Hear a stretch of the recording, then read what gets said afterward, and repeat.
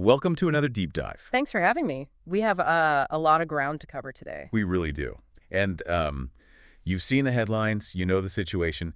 As of today, Thursday, March 5, 2026, we are currently entering the fifth day of the United States and Israeli airstrikes on Iran. Right, officially dubbed Operation Epic Fury. Epic Fury, exactly. And the initial barrage was, it was massive. Supreme Leader Ayatollah Ali Khamenei was killed, an Iranian warship has been sunk, and now we're seeing Hezbollah firing rockets into northern Israel. The region is essentially on fire right now. It is. But today, we aren't just giving you a tactical recap of the battlefield. We are taking a massive stack of sources to figure out how this geopolitical earthquake is fracturing things right here at home. Right, because the domestic shockwaves are huge. Exactly. We've got fresh Angus Reid public opinion polling, detailed political analysis from The Hub, Rabble.k, plus international reporting from Al Jazeera and STTV News. And which is exactly why we need to sift through all this noise. The sheer volume of information coming out right now is overwhelming. It's a fire hose. It really is. But when you lay these sources side by side, a very distinct picture emerges of a country and, a government really struggling to figure out its role in a conflict it didn't ask for. Right. We have official statements claiming one thing and historical military data suggesting something else entirely. Yeah, the contradictions are everywhere. Okay, let's unpack this. I want to start with the temperature of the country. Looking at the Angus Reid Institute data we have in front of us, the narrative that Canadians stand united on foreign policy is it's completely shattered. Oh, totally. Right now, 49% of Canadians oppose the strikes. Well, only 34% support them. Exactly. But the overall numbers don't tell the real story here. The demographic divides are what actually jump off the page. The fault lines are incredibly stark, especially when you look at the gender breakdown. Yeah, go ahead and break that down for us. So half of all Canadian men, 50%, support Operation Epic Fury. Okay. But when you look at Canadian women, that support plummets to just 20%. Yeah, the data shows that women are significantly more likely to look at this military action and conclude that it makes the U.S. and the wider world a much more dangerous place. That is a massive 30-point chasm. It really makes you wonder what drives that specific divergence. Well, according to the polling analysis, it often comes down to differing assessments of long-term risk versus short-term tactical gains. Okay, meaning what exactly? Meaning the male demographic is leaning heavily into the immediate outcome. The neutralization of a hostile leader, the degradation of military assets. The immediate wins on the board. Right. But the female demographic, according to the crosstabs, seems to be weighing the inevitable blowback. The regional instability, the potential for a cascading global conflict. And that anxiety about the future, you can really see that reflected in the timeline expectations across the board. Definitely. Like only 9% of all Canadians think this war will be over in a month. Which is incredibly pessimistic. Yeah. Or realistic, depending on how you look at it. Right. Meanwhile, 30% of the country is strapping in for a conflict lasting well over a year. And the political fault lines are just as deep. Oh, absolutely. And just as a quick reminder, as your guides through this material, we're simply reporting the numbers to map out the landscape. We aren't taking sides here. Exactly. We're just reading the data. But you have 64% of past conservative voters supporting the military action. Compared to a mere 17% of past liberal voters. It creates an intensely polarized environment for any government to operate in. It does. And it highlights a profound national uncertainty about what actually comes next. Only 28% of Canadians believe this intervention will mean a better life for Iranians in the future, while 34% say it will actively make things worse. When nearly half your country genuinely believes the world is now fundamentally less safe, crafting a coherent foreign policy becomes an absolute political minefield. Which brings us perfectly to Prime Minister Mark Carney. The timeline here is wild. Here's where it gets really interesting. The political whiplash over the last few days is fascinating. On February 28, when the strikes first hit, his reaction was unequivocal. Very firm. He put out a very strong statement backing the U.S. and Israel, stating the goal was to prevent Iran from obtaining a nuclear weapon and to stop a regime that threatens international peace. A classic, we stand shoulder to shoulder with our closest allies posture. Exactly. But then, just days later, while on a trade trip in Australia, he makes this dramatic pivot. Out of nowhere. He tells reporters he took that initial position with some regret. He suddenly notes the strikes appear inconsistent with international law. And he makes a very pointed remark about the United States acting without engaging the UN or consulting its allies, Canada included. What's fascinating here is the connection to Davos. Yes, the analysis from the Hub really elevates this conversation. They point out the sheer, glaring contradiction between Carney's current dilemma and the geopolitical brand he was attempting to build just weeks ago. Right, his big speech. If we think back to that Davos speech, he was championing this grand doctrine of middle powers. He argued that countries like Canada and Australia need to band together. Exactly. Band together to assert their collective sovereignty against the unilateral, unpredictable actions of great powers. He explicitly warned that the rules-based international system was crumbling. So he championed standing up to great powers at Davos. And then a month later, a great power does exactly what he warned against. And his literal first reaction is to put out a statement endorsing it. It's a bit like giving an impassioned TED Talk on veganism and then being photographed at a steakhouse the very next day. That is perfect analogy. That perfectly illustrates what analysts call the middle power trap. It is remarkably easy to champion a rules-based order from a podium at a Swiss resort. But reality bites back. Oh, hard. When your biggest trading partner, your geographic neighbor, and your primary security guarantor goes rogue, economic and political survival instantly overrides geopolitical philosophy. The Hub piece argues this pragmatic, tactical nod to the U.S. completely collapsed his principled Davos doctrine the moment it was actually tested. And you can see the domestic pressure squeezing him from both sides now. On the right, conservative leader Pierre Poilievre is leaning hard into the initial support. He's out there calling Khamenei an evil man who murdered his own people. You also have conservative MPs like Melissa Lantsman pushing the government to pivot its focus internally. Right, demanding the immediate deportation of individuals linked to the IRGC. That's Iran's Islamic Revolutionary Guard Corps. Yeah, the individuals currently operating inside Canada. But then on the left side of the spectrum, the pushback against that initial blank check endorsement is fierce. The NDP and the Bloc Québécois are demanding adherence to international law. They're heavily criticizing the unilateral nature of the strikes. But the pressure isn't just coming from the opposition parties. Prominent liberal insiders are publicly dissecting the Prime Minister's strategy, too. Like who? Former UN Ambassador Bob Rae and former Foreign Minister Lloyd Axworthy. They are both drawing direct historical parallels to Jean Chrétien's refusal to join the U.S. invasion of Iraq in 2003. Wow, bringing up the Iraq parallel. Yeah. They are publicly reminding the current government of Canada's historical skepticism when it comes to unchecked American military power. All of this political maneuvering leads to a very practical question for anyone listening. Are we actually in this war? Exactly. Is Canada actually involved in this war right now? Because if you look at the statements from Defense Minister David McGuinty, the messaging is incredibly blurry. Very blurry. He claims that Canadian Armed Forces had no involvement in the planning or execution of Operation Epic Fury, and that personnel are, quote, out of harm's way. But when pressed on troop numbers, he wouldn't give them. He only said that some troops are in the region. Some is doing an awful lot of heavy lifting in that sentence. It really is. And when we cross-reference that statement with the Department of National Defense's own historical disclosures, the picture gets complicated fast. Walk us through the geography here. Well, Canada maintains an operational support hub in Kuwait.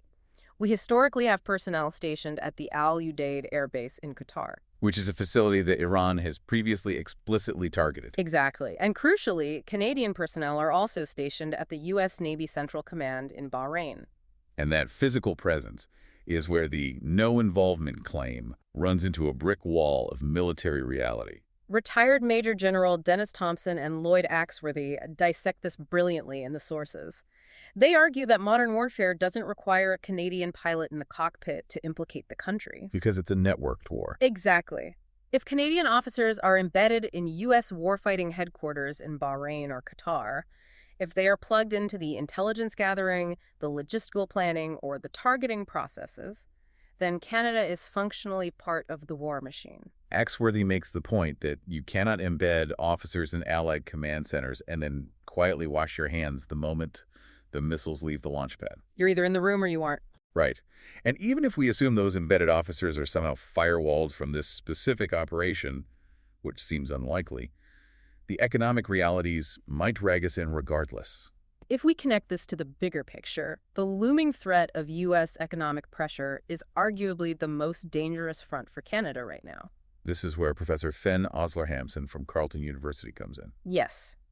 He outlines a very plausible, very concerning scenario involving the CUSMA trade pact. The Canada-United States-Mexico Agreement. Roughly 20% of the world's oil and liquefied natural gas passes through the Strait of Hormuz. It's a massive choke point. And Iran is currently threatening to block it in retaliation. Which would send global energy markets into an absolute tailspin. Gas prices would just explode. Precisely. Now, President Trump has already suggested the U.S. will conduct heavy naval patrols to keep that strait open. Okay, so where does Canada fit into that? Hampson warns that Trump, whose foreign policy is notoriously transactional, could easily leverage the CUSMA agreement to force Allied participation. He could look at Ottawa and say, if you want to keep your vital trade deal alive, send your frigates to escort these oil tankers.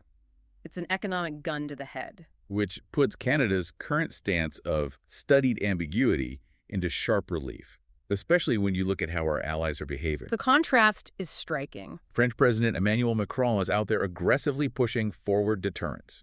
He's openly discussing the deployment of nuclear-armed aircraft. While UK Prime Minister Keir Starmer took a definitive stance, explicitly allowing the US to use British bases in Cyprus for the bombing campaign. Meanwhile, Canada is caught in the middle, trying not to provoke a transactional U.S. president while simultaneously trying not to officially enter a war that half the Canadian public deeply opposes. And while the strategic ambiguity might make sense in political backrooms, the physical logistics on the ground are terrifying. We have to look at the immediate human stakes. It's staggering. There are over 85,000 Canadians officially registered in the region right now. That's a massive number of civilians. It is. The breakdown is roughly 2,900 in Iran, over 23,000 in Lebanon, and 6,000 in Israel. Foreign Affairs Minister Anita Anand is currently scrambling to secure airspace agreements with Oman, just in case they need to run massive emergency evacuation flights. But strangely, Canada hasn't evacuated its embassies yet. Which is concerning. Unlike several European nations, Canada hasn't ordered full evacuations of its embassies in the surrounding region. Right. To understand the proximity risk here, look at the Canadian embassy in Riyadh, Saudi Arabia. It is literally a 10-minute walk from the U.S. embassy. Oh, man. In a hyper-volatile environment where American assets are the primary targets for retaliatory strikes, that geographic proximity makes Canadian diplomats highly vulnerable collateral damage, regardless of what Ottawa's official stance is. And the human element is obviously tearing through communities right here at home, too.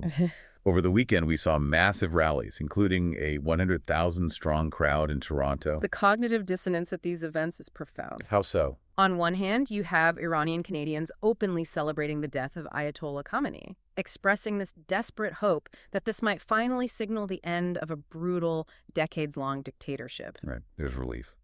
But running parallel to those cheers is a palpable, suffocating fear. One of the primary organizers of the Toronto rally recently had their business shot at. That's terrifying. The diaspora is terrified that regime operatives embedded in Canada will strike back against prominent critics while the regime itself is under fire over there. So what does this all mean for the people of Iran? If we look at the U.S. motivation reality check here. That tension within the diaspora forces us to confront the brutal reality of the United States' actual motivations for launching Operation Epic Fury. Because many Iranians are looking to the U.S. military as a blunt force catalyst for a democratic, liberated Iran. Right. But if you strip away the hopeful narratives and look directly at the messaging coming out of Washington, it tells a very different story. Defense Secretary Pete Hegseth's comments over the weekend were chillingly blunt. He essentially stripped away any illusion of humanitarian intervention. What did he actually say?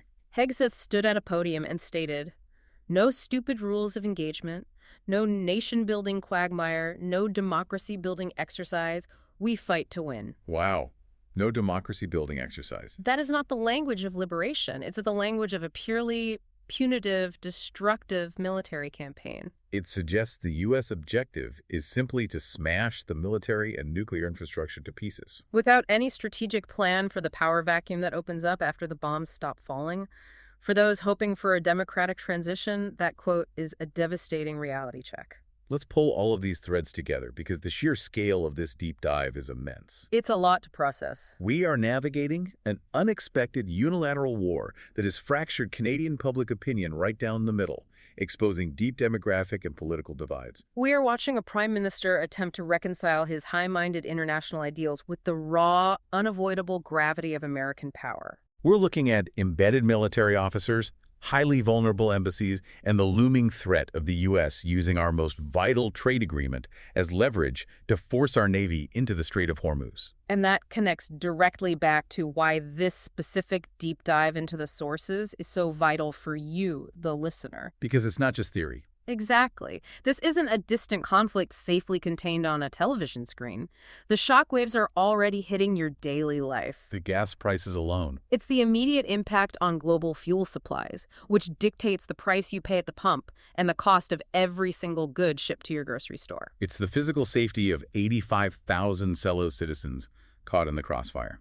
And fundamentally, it is the potential survival of the CUSMA trade agreement, which anchors the entire Canadian economy. It is a massive web of consequences. It is. And as we finish unpacking this stack of sources, there's one final, larger implication we haven't touched on yet, something for you to mull over that could fundamentally alter the global economy.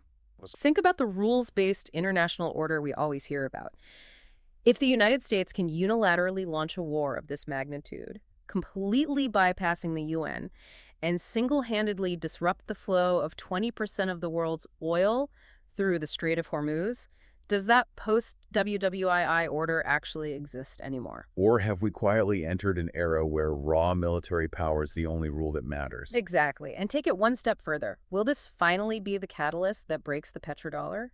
If allied and adversarial nations alike realize their energy lifelines are entirely at the mercy of unilateral American military decisions, we might be watching the moment the rest of the world decides to permanently abandon the U.S. dollar for global energy trades. And if that happens, the economic world order as we know it changes overnight. Completely rewrites the map. That is an incredible thought to leave on.